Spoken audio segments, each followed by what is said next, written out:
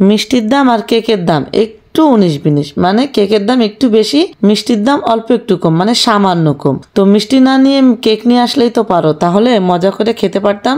তো আমিও ঠিক করছি, এখন থেকে কুটুম বাড়িতে গেলে আর মিষ্টি নিয়ে যাব না, কেকই নিয়ে যাব।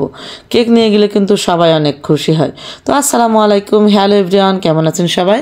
আলহামদুলিল্লাহ আমি কিন্তু ভালোই আছি। তো এই যে আজকে একটা 2 পাউন্ড কেক বানাতে বসে পড়ছি। অরেঞ্জ ফ্লেভারের একটা কেক ছিল। তো প্রথমে যেটা বললাম, অনেক দিন আগে আমার ছোট চাচা মানে মিষ্টি নিয়ে যাওয়ার কারণে আমাকে এই কথাটা বলছিল যে মিষ্টি না নিয়ে এসে কেন কেক নিয়ে আসুনি, তাহলে তো ভালোই লাগতো খেতে।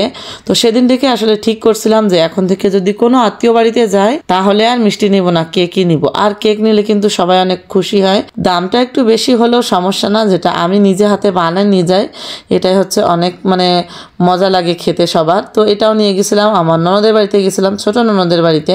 তো ছোট ননদের ছেলে কিন্তু কেক পেয়ে অনেক খুশি। ও মিষ্টির কথা তো বাদ, কেক নিয়ে গেছি ওটাতে দেখেই খুশি।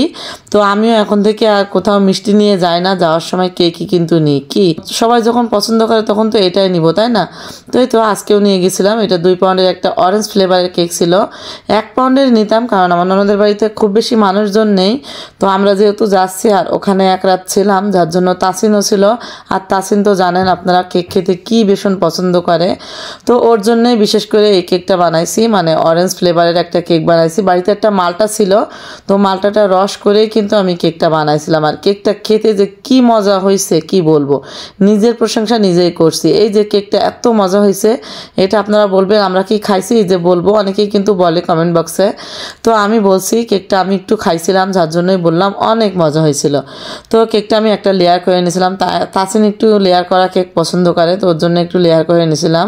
আর কেকটা নিয়ে গেছিলাম কিন্তু ননদের বাড়িতে। আর এই যে এখন ডেকোরেশন করছি, ডেকোরেশন করে ফ্রিজে 2-3 ঘন্টা রাখার পরে কিন্তু নিয়ে গেছি, আর একদম সেট হয়ে গেছিল কেকটা। আর এই কেকটার আরও একটা বিশিষ্ট আছে, সেটা হলো এই কেকটা ছিল আমি পাইপিং ব্যাগ দিয়ে ডেকোরেশন করছিলাম, মানে পাইপিং জেল দিয়ে ডেকোরেশন করছি, পাইপিং ব্যাগ না, সরি আমি ভুল করে বলে ফেলছি। পাইপিং জেল বানায় সেটা দিয়েই করছিলাম, কারণ অনেক দিন থেকে তাসিন বলছিল আম্মু আমাকে পাইপিং জেল দিয়ে, মানে ও জেলি বলে, তো জেলি দিয়ে আমাকে কেক বানায় দাও, আমি জেলি কেক খাবো। তো পাইপিং জেলেই আমার ছেলে অনেক পছন্দ করে পাইপিং জেলটা। তো সেটাই কিন্তু বানায় নিয়েছিলাম অরেঞ্জ ফ্লেভার দিয়ে, অরেঞ্জ কালার দিয়ে, একদম অরেঞ্জের মতো করে মনে হচ্ছিল যে উপরে অরেঞ্জ ঢেলে দিছি। এই যে দেখেন কি সুন্দর কালার হয়েছে, আর একদম চকচকা হয়েছিল, মানে পাইপিং জেলটা একদম চকচকা হয়েছিল, উপরে একদম মনে হচ্ছিল মুখ দেখা যাচ্ছে, এমন একটা অবস্থা। তো এই তো পাশ দিয়ে আমি কিন্তু ড্রিপিং করে নিয়েছিলাম, আর ড্রিপিংটাও কিন্তু অনেক সুন্দর হয়েছিল। তো একটু মাতবাড়ি খাটায় বেশি করে দিতে যেয়ে একদম নিচেটাও পড়ে গেছিলো, এমন হয়েছে। তো সমস্যা হয়নি, ফ্রিজে রাখার পরে কিন্তু একদম সেট হয়ে গেছিলো। একটু পাতলা ছিল, ফ্রিজে রাখার পরে জমে একদম ঠিক হয়ে গেছিলো, তো সমস্যা হয়নি। আর পাইপিং জেল দিয়ে কেক বানালে কিন্তু কেকটা দেখতে অসম্ভব সুন্দর হয়, কেন জানি না, আমার কাছে খুবই ভালো লাগে। আমি আগে অনেকবার পাইছি পাইপিং জেলের মানে কেক বানাইছি, অর্ডার পাইছি। তো ইদানিং আর এখন আর তেমন একটা পাই না। তো অনেকদিন পরে ভাবলাম তাসিন যেহেতু খাইতে চাচ্ছে, তো ওটাও বানাইনি, ও যেহেতু ওখানে থাকবো আমরা একদিন, তো ওখান থেকে খেয়ে নিবে। আর এখন উপরে ছোট একটা স্টার নজল দিয়ে আমি উপরে সামান্য মানে সিম্পল করে এই ডিজাইনটা দিয়ে দিছি। আর দেখেন কেকটা কত সুন্দর এলিগেন্ট লাগছে। আরও এলিগেন্ট লাগবে কখন জানেন, যখন আমি কেকটার ভিতরে মানে পুরোটা পাইপিং জেল দিয়ে দিছি, এই যে।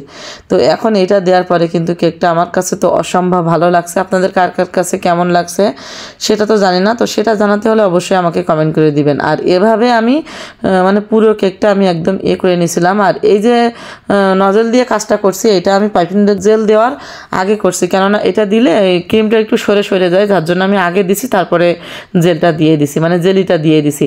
তো এই তো কেকটা কিন্তু ডেকোরেশন করা আমার অনেকটাই শেষ। তো আজকের এই কেকটা আপনাদের কেমন লাগলো, অরেঞ্জ ফ্লেভারের এই পাইপিং জেল দিয়ে ডেকোরেশন করা কেকটা আপনাদের কেমন লাগলো সবাই কিন্তু কমেন্ট করে আমাকে জানাবেন।